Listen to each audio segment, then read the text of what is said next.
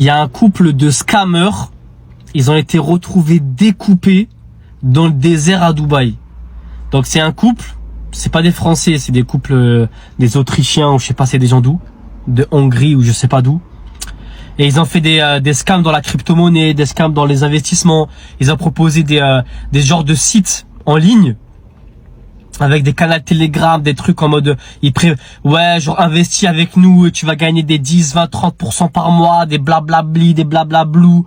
Les gens, ces mecs-là, ils ont scammé plus de 500 millions de dollars. Ils se sont affichés sur les réseaux sociaux avec un train de vie de mecs ultra blindés. Les gens, ils étaient ultra blindés, voyages, jet privé, bateau, yacht, des trucs de fou. Et ils ont annoncé que, en gros, leur plan d'investissement, il avait coulé. En gros, du jour au lendemain, ils ont exit scam, ça s'appelle. En gros, ils s'échappent avec la caisse. Et ils ont cru que ça allait juste s'arrêter comme ça. Il y a beaucoup de gens qui scamment. Il y a énormément de scammers. Ils pensent que, genre, en gros, ils vont scammer et que, ça va s'arrêter là, il va rien se passer. Mais tôt ou tard, ça vous rattrape. Et ces mecs-là, ils se sont fait découper à la tronçonneuse et leurs corps ont été retrouvés, découpés morceau par morceau dans le désert de Dubaï.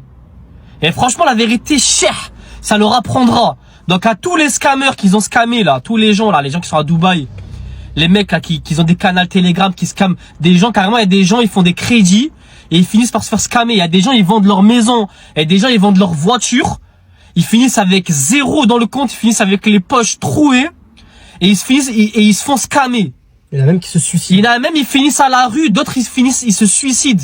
Ou d'autres carrément, ils finissent par avoir des problèmes avec leur famille, etc. Parce que, ils ont embarqué leur famille avec eux dans des investissements frauduleux. Ils ont investi l'argent de leur famille. Ils ont investi l'argent de leur famille, etc. Et ils ont fini scammer. Donc du coup, ça a déchiré des familles. Des pères, donc, des mères. T'as vu, à tous les scammers, j'espère que votre fin, ce sera la même fin que eux. J'espère que vous allez tous vous finir découpés.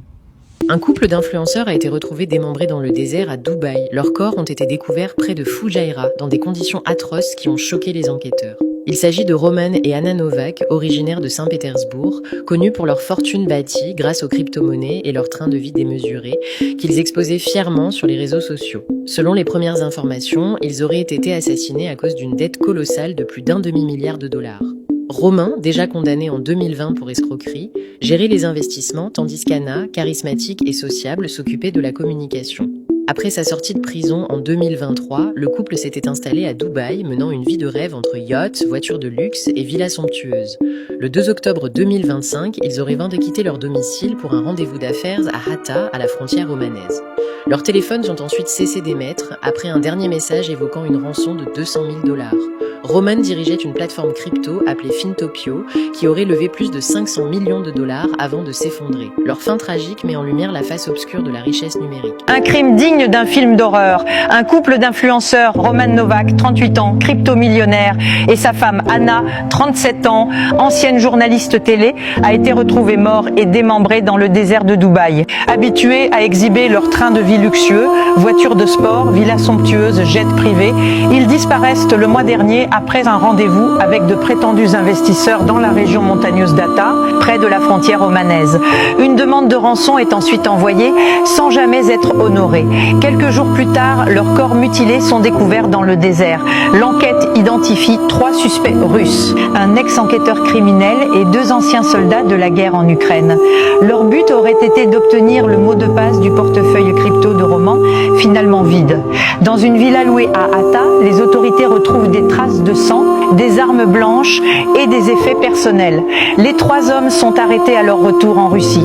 Le couple laisse 2 enfants derrière lui, tandis que l'enquête se poursuit entre la Russie et les Émirats.